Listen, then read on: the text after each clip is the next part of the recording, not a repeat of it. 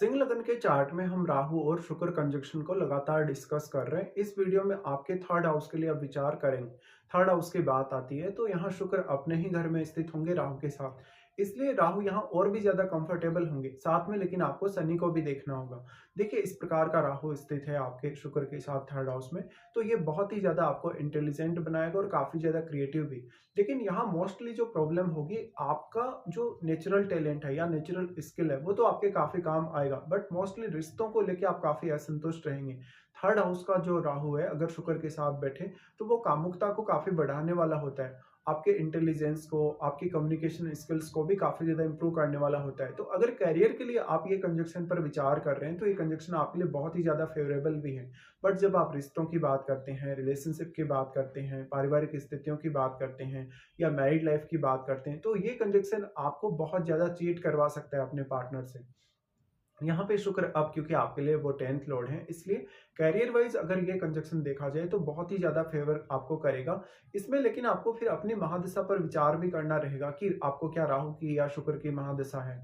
अगर आपको इनमें से किसी की भी दशा हुई तो आपको रिजल्ट बहुत ही ज्यादा फेवरेबल रहेंगे। इसके साथ साथ यहाँ राहु या शुक्र के साथ कोई भी अन्य ग्रह अगर बैठा हुआ रहेगा तो वो ग्रह भी यहाँ मल्टीप्लाई होगा, उसकी क्वालिटीज भी यहाँ मल्टीप्लाई होंगी। लेकिन शुक्र का यहाँ स्वयं का घर है तो शुक्र ही यहाँ सबसे ज्यादा प्रभावी होंगे। अब इस केस में आपको अगर यहाँ राहु या शुक्र का साथ अगर कोई इनका मित्र ग्रह बैठा हुआ मिले तब आपको सबसे ज्यादा फेवर रहेगा उस ग्रह से। और वो ग्रह आपके चार्ट में जिन जिन भावों का स्वामी है उन भावों को लेके आपके एक्सपेक्टेशंस बहुत ही ज्यादा रहेंगी। इस केस में अगर आप कोई भी एक्टिंग से जुड़ा हुआ कैरियर चुनते हैं, सिनेमा जगत को चुनते हैं, गीत संगीत को चुनते हैं, तो आप बहुत ही ज्यादा अच्छा कर पाएंगे। इवन अगर आप कोई ऐसा बिजनेस चुनते हैं जो डायरेक्टली इनडायरेक्टली शुक्र से जुड़ा हो तो भी आप अपने करियर में काफी अच्छा कर पाएंगे और काफी ज्यादा वेल्थ गेन भी कर पाएंगे। अब जो थर्ड हाउस है वो आपके स्वयं के एफर्ट का है, आपके खुद के हार्डवर्क का है, इसलिए यहाँ शुक्र साथ आ जाते हैं तो आपको शुक्र से रिलेटेड चीजों को पाना या उनको अचीव करना काफी आसान होता चला जाएगा। लेकिन यहाँ राहु आपको बहुत ज्यादा ऑब्सेस्ड रखेंगे तो जो ऑब्सेशन है वो बहुत स्ट्रांग रहेगा। इस वजह से कभी कभी आप रिश्तों में कुछ गलतियां कर सकते हैं या अपने पार्टनर के सिवा आप किसी और की तरफ अट्रैक्ट हो सकते हैं। या आप अपना मैरिज कर रहे हैं तो अपनी पसंद से अपना पार्टनर चुनने की कोशिश कर सकते हैं या एक लव मैरिज के लिए भी जा सकते हैं। बट इसके लिए आपको अपने सप्तमेश और सप्तम भाव में बैठे हुए ग्रह को भी देखना होगा। साथ साथ में हो सकता है आप मैरिज के बाद अपने पार्टनर से बहुत ज्यादा डिससेटिस्फाई रहे और आप अपने पार्टनर से जो कुछ उम्मीद रखते हैं मैरिज से पहले, वो सारी की सारी उम्मीद या वो सारी की सारी रिक्वायरमेंट्स उस वे में पूरी नहीं हो पा रही जिस वे में आप चाहते थे। यहाँ पे अब जो राहु हैं, क्योंकि शुक्र आपके चार्ट में 10th लॉर्ड हैं, तो ऐसे में आपके 10th हाउस से रिलेटेड जो भी आपकी अचीवमेंट्स होंगी उनको पाने के लिए बहुत ज्यादा प्रेरित करेगा कहीं ना कहीं। या 10th हाउस के लिए वो आपको एक स्ट्रॉन्ग सेंस देगा। यहाँ पे अब शुक्र कितने ज्यादा क्लोज हैं राहु के, या फिर यहाँ शुक्र क्या वक्री तो नहीं है। देखिए, अगर शुक्र यहाँ वक्री होंगे तो उस केस में आपको अचीवमेंट्स तो हासिल होंगी या आप सब कुछ प्राप्त तो करेंगे शुक्र से रिलेटेड, लेकिन वो आपके लिए उतना ज्यादा सेटिस्फैक्टरी नहीं रहेगा। बट अगर शुक्र रेट्रोग्रेड ना हो तो उस केस में ही आपके लिए सबसे ज्यादा बेहतर होगा।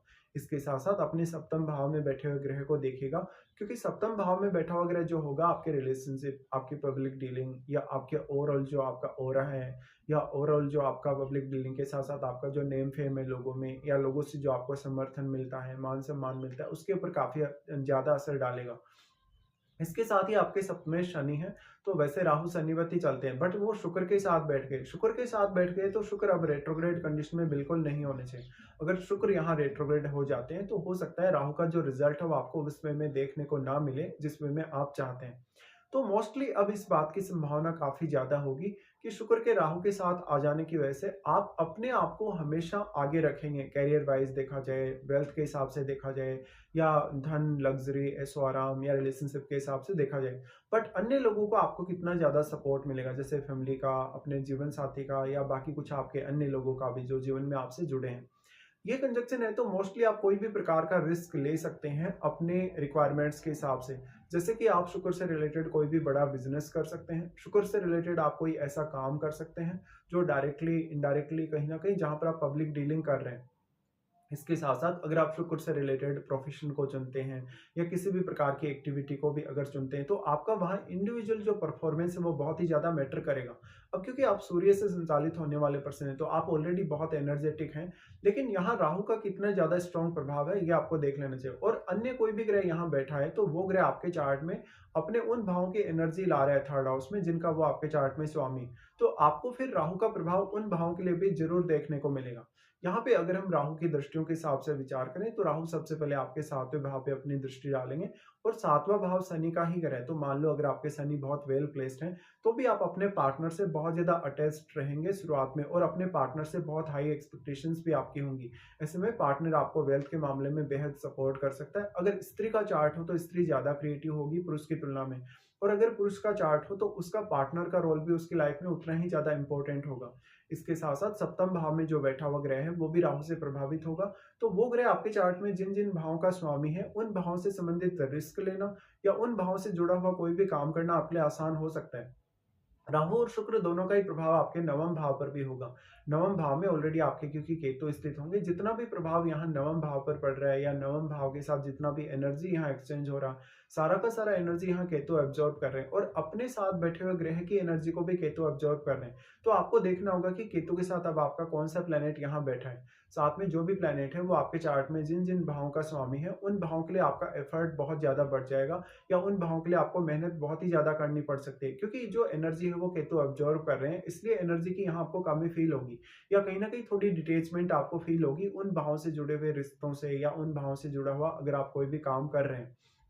यहाँ पे अब शुक्र जो होगा, हालाँकि शुक्र बहुत मल्टीप्लाई हुआ है राहु से और राहु की क्वालिटीज़ का प्रभाव शुक्र पर पड़ा ही है। ऐसे में लेकिन यहाँ शुक्र के घर में ही राहु स्थित है। तो राहु और भी ज़्यादा यहाँ शुक्र को मल्टीप्लाई करेंगे और शुक्र यहाँ राहु की तुलना में ज़्यादा प्रभाव डालने में सक्षम होगा अब।